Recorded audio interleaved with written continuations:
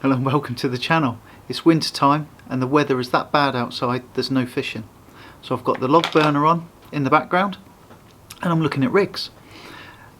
And I've been very careful with the headline or the title of this video again. This is a tutorial for how I make mine, but also open for discussion. Promoting a chance for people to discuss and look at the changes they make or how they do differently. But I'm looking at the 3-hook flapper, and I'm looking at the 3-hook flapper that's a bit of a mouthful, so for me it's my ting rig. Ting being short for whiting, but I'm not discriminatory, I can't even say it. I'm not going to discriminate against other fish. Pouting, whiting, flounder, ting, I don't know. Everything's welcome on the 3-hook flapper, my ting rig. And what have I got?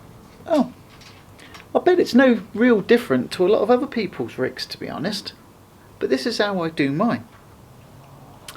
Starting at the bottom, where I connect up, on this rig I'm using an imp. To tension my hook snoods I'm using SRT springs from Gemini with the weeny little beads and the crimps. And we got 3 rigs in total, and to make it all clippable I'm using the Breakaway Cascade swivel. And I'm just looking down at the bench then, because I've got all my stuff laid out on the bench, and if I forget things or get things wrong, please forgive me. I'm not perfect, far from it. But yeah, Cascade Breakaway swivels, we'll look at those in a bit more detail. And you only need 2 of those for a 3-hook flapper, because the top one is just a plain old swivel. And I say a plain old swivel, he's doing a pretty good job up there, but he's only a £40. £40 because I'm using £40 rig body. And then topping it off at the top, I've got an £80 power swivel. So overall, this rig is about 39-40 inches, and I'm using 10-inch hook snoods. How does it work? How does it work? I hear you say. Well, I'll show you. If that's connected to your rod tip and this end has got your weight on it, as it hits the water and the imp does its job, all of the hook snoods detach, and none of them actually touches or interferes with each other. And then just to set it up, and it is always easier to set these things up on when it's connected to your rod tip and it's in the tripod. You start off at the bottom,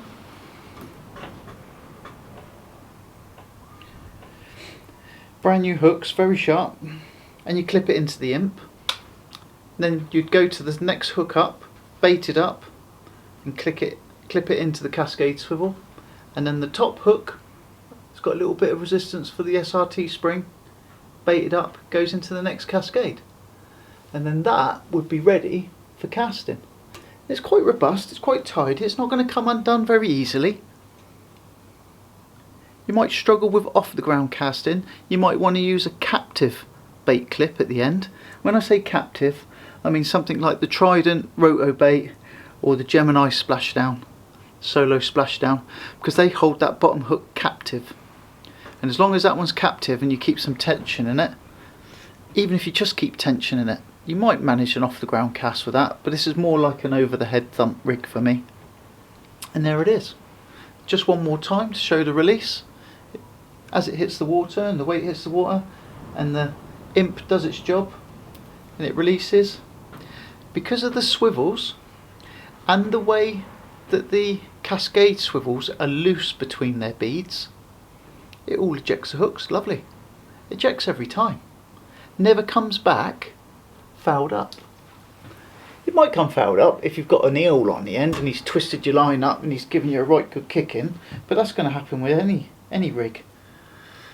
I'm just going to clip it all up because I'd just like to show you one other thing. Something that works well in partnership with those kind of rigs, and especially when fishing at night. Says trying not to get himself hooked up. If you use something like that as your bait stop. Moonglow silicone attractors, luminous. And what you pretty much do, and I'm just holding it up to the light source that's behind the camera at the moment to make it nice and bright. You can imagine at night when this is really, really dark. I'll switch the light off now. Look at those little puppies. They glow up. So you can, at night, you can charge them with your head torch. Charge them with your head torch. If you've got a standby rig and a using rig and you're changing over and baiting up and doing all your things, charge them up against the light and they glow up. And they act really well as a bait stop. So enough talking, let's get to making. I've got all the components here.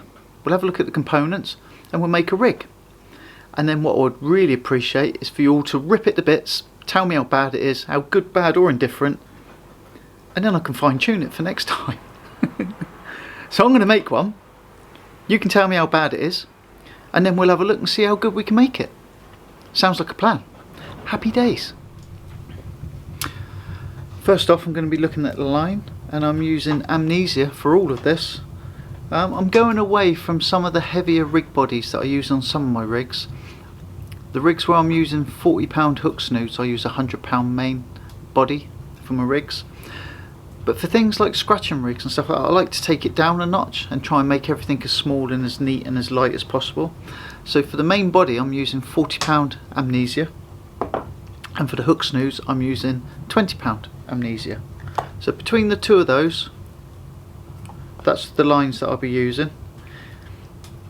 And something I do with all my spools as well is whether they do or don't come with an elastic band, I put an elastic band around the spool and put the line through once, like one full loop through, and then you never end up with a loose end with the spool just unwinding itself. And you can just pull off as much as you want, but without needing to worry about, because I find on some spools, and I'm struggling to see one here, like this one here, where they've got the cutout, the notch where you can locate the piece of line and pinch it in and it holds it. You've got to cut that piece of line out now because it's been compromised by pinching it. I prefer just to put an elastic band and then everything is usable and there's no pinch or pressure marks in your line. So that's the line.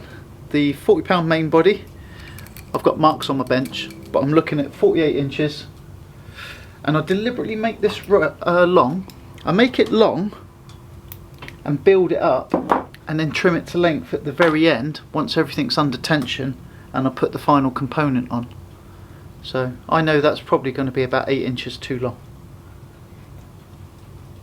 Right on the bottom, I'm going to use an imp.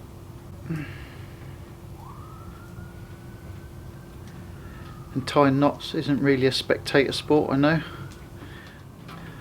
So I've just attached a breakaway imp. And the next part's going to be a little bit torturous really, because there's quite a lot of stuff to put on this rig now. So the components we're using to tension this rig are SRT springs from the Gemini tackle.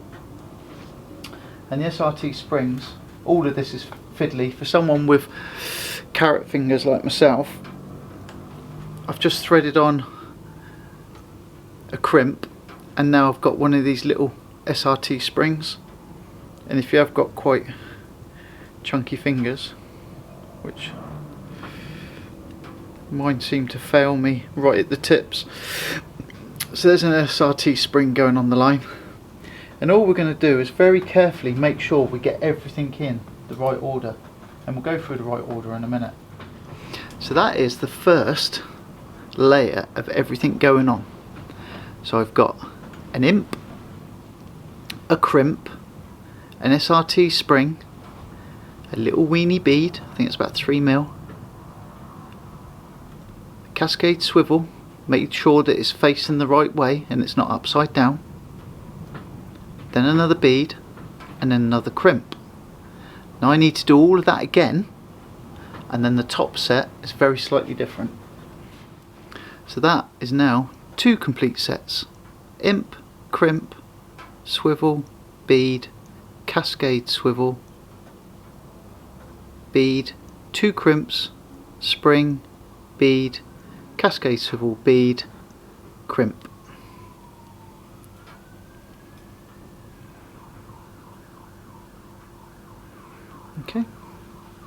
So the top one is exactly the same, but there's no need for a cascade swivel. So I'm just going to use a 40-pound Gemini snood swivel. Now we've got a right old little chain of events going on now. So we have got an imp, a crimp, an SRT spring, a tiny weeny bead and a cascade swivel, another weeny bead, a crimp, an SRT spring. That's our 2 full sets.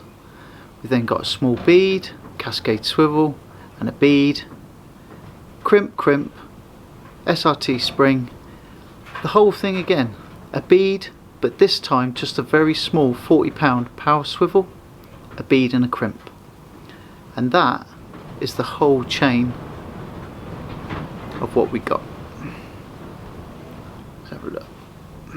There we go, get it into focus. You can see that top swivel, the cascade swivel, making sure it's fitted in the right orientation. Another cascade swivel, correct orientation, and the imp. Okay, so that's everything, but it's not set yet. What I like to do now is attach what is going to be the swivel for the top. This isn't going to be its final position. Just quickly attach this, and all could become clear very soon. So all I've just done there is attach the swivel to the top of my body, and all the way down at the bottom, still not set, are all my components. All the components ready to go. Okay, so I'm going to put that to one side just for a minute. I now need to concentrate on my hook snoods, and my hook snoods are going to be about 10 inches long. 10 inches long, so I'm going to cut just over 12 inches for the line.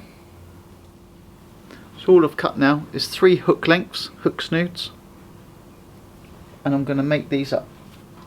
I am using Mustad Blue Fine Aberdeen size 1s. Really sharp hooks. Lovely hooks these.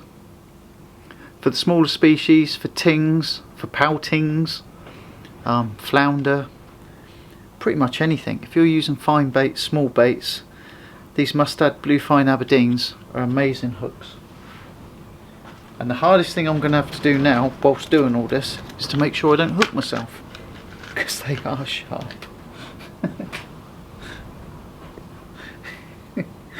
I can't hook fish, but I can hook myself.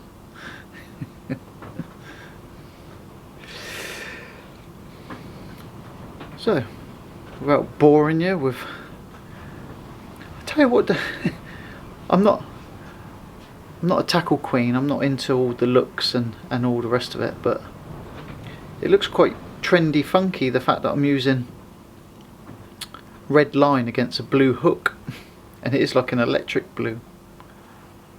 Hope you don't put the fish off.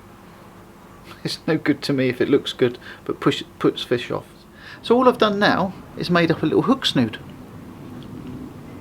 and what I am going to do, because this rig is going to use them, my bait stop, I'm going to put one of these Moonglow attractors on, and all you need to do is hook them through. It's a little silicone Moonglow attractor. Try and get it right through the centre. It just saves one of those fiddly little jobs when you get to wherever you're fishing, is to put them on now. And there we have it. Little bait stop, little Moonglow attractor, and that can slide up and down the line, and it's going to act as my bait stop and as an attractant. So I've got to make 2 more of those, and I could run with a little experiment really, couldn't I?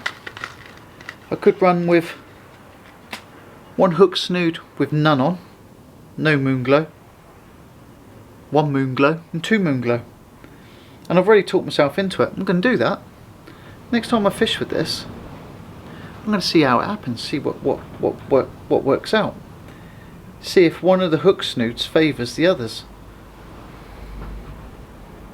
It's little changes like that where you can have a little play and a muck about and just see for yourself what works well and what doesn't work well. So we've got one with one with two. And I'm going to I'm going to rig one more that's got none on it, and none on it, just to see, like a placebo, to see if nothing on it still catches fish, or if it catches more. I don't know. It'll be really interesting to see.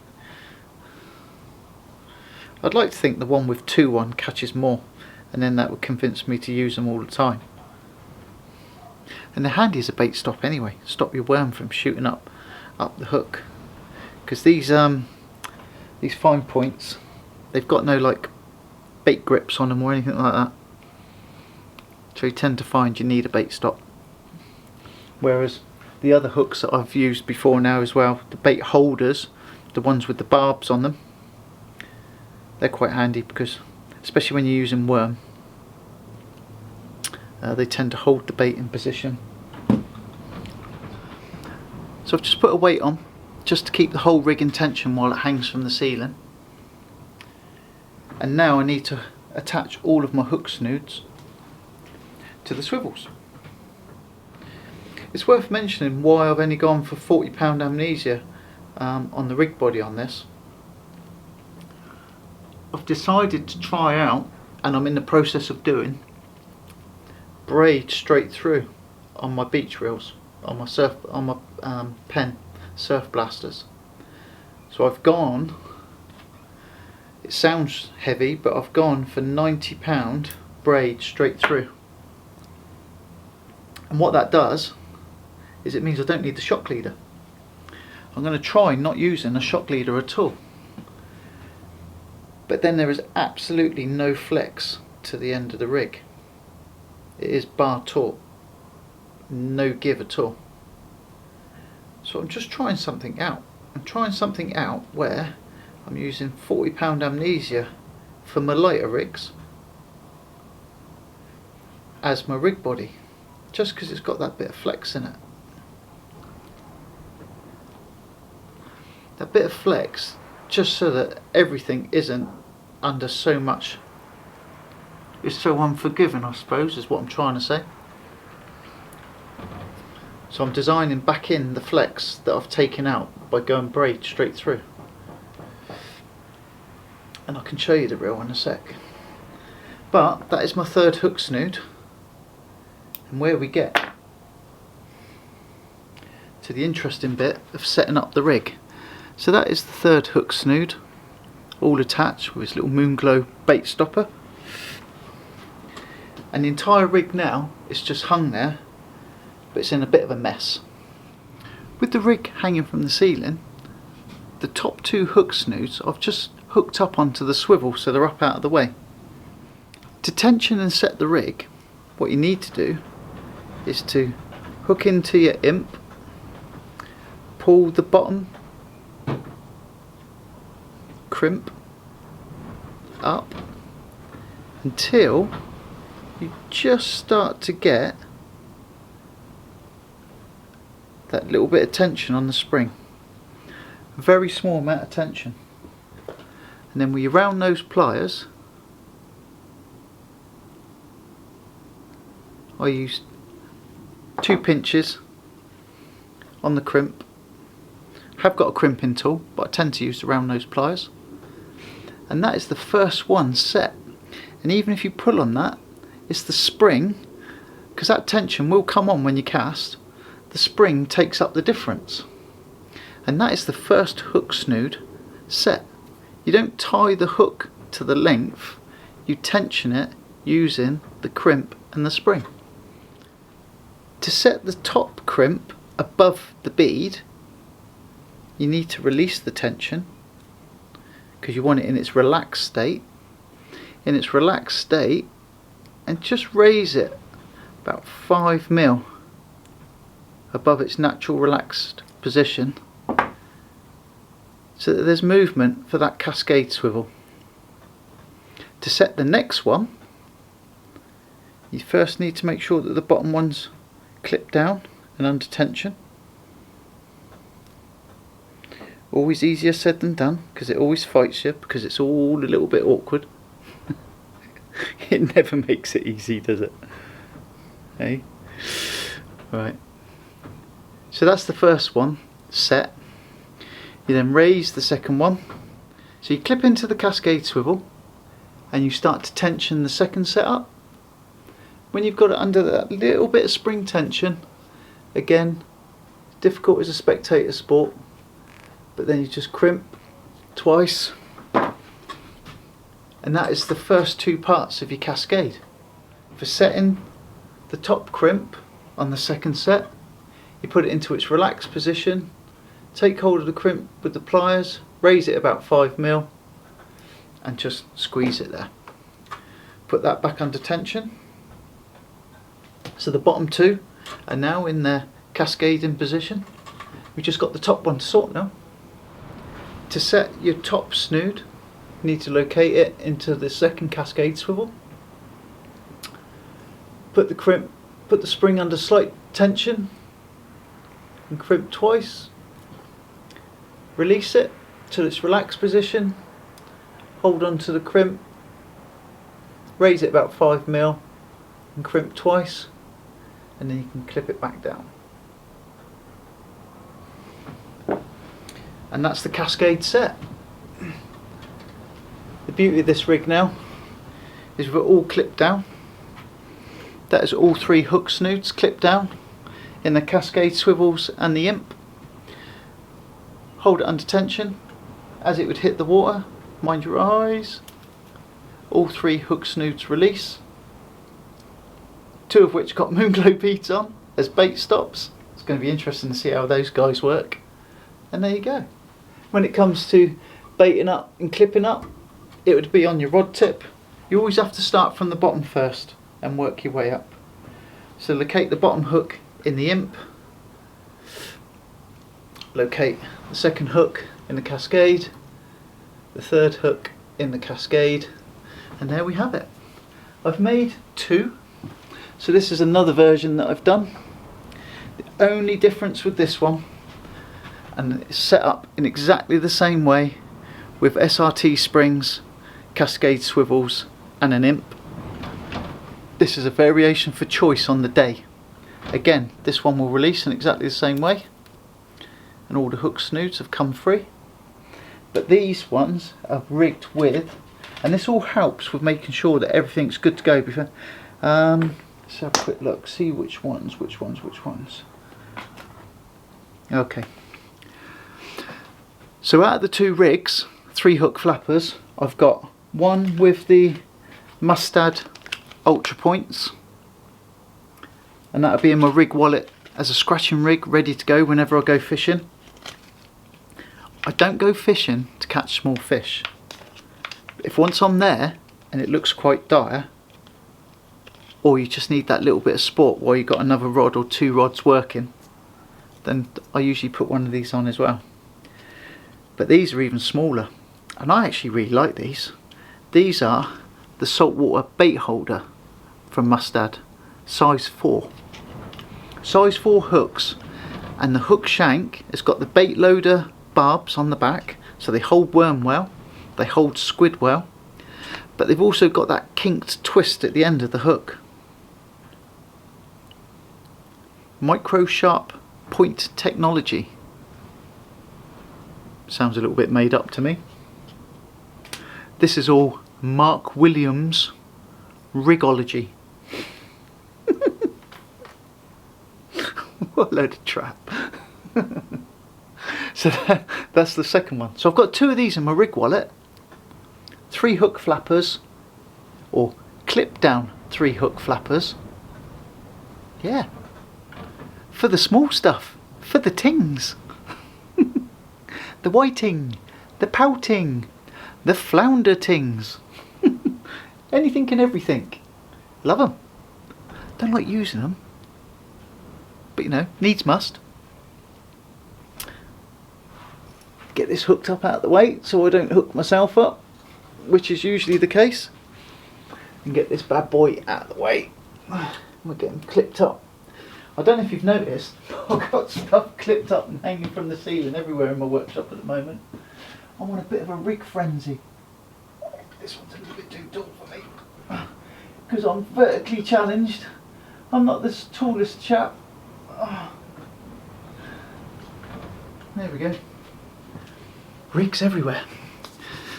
So that's my version, my attempt at a 3-hook clip down. 3-hook clip down? Clip down, a clip down 3-hook flapper. Stand by for the comments. I'm sure you can all see plenty of ways that can be improved, how you do it differently, and what I've done wrong. All it leaves me to do now is say tight lines and happy fishing, and I hope to spend some time with you again sometime soon. Bye for now.